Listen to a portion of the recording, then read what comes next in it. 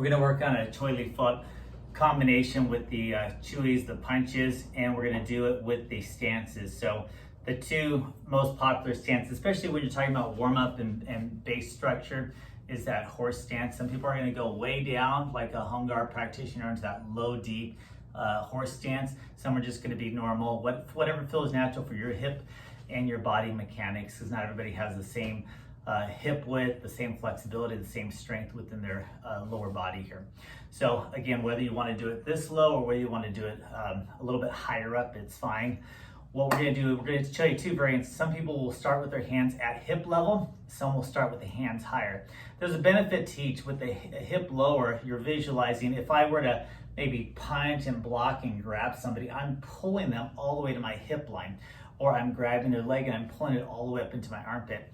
So every time you see a Kung Fu practitioner or a karate practitioner here and here, don't think that we go up to somebody and we fight them and say, hey, let's fight, and we do this, right? Or we do this.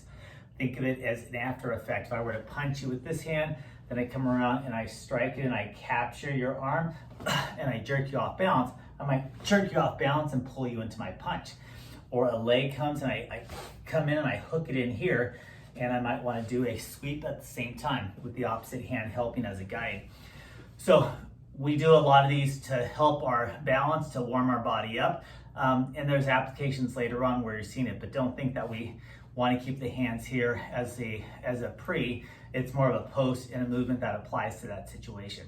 So again, we're going to start either here or here. It's your option. What we're going to do is we're going to go from our base of our horse stance or Seppima into a pivot or bow and arrow stance, like we're pulling back a bow and arrow, or we're doing that what they call a Gunjima stance. So we're going to go from horse stance to Gunjima, horse stance to Gunjima.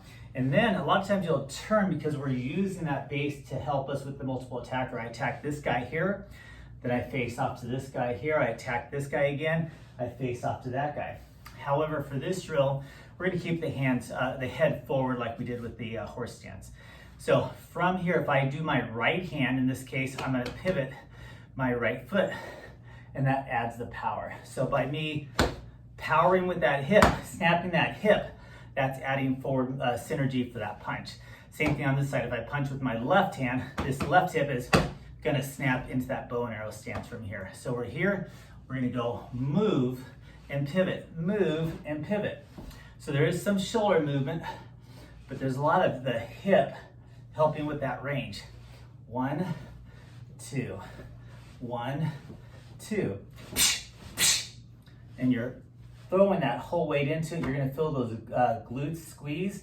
You're gonna feel that hip almost going in a full turn, but before it fully turns, that hand's gonna make contact with the target and drive through the opponent.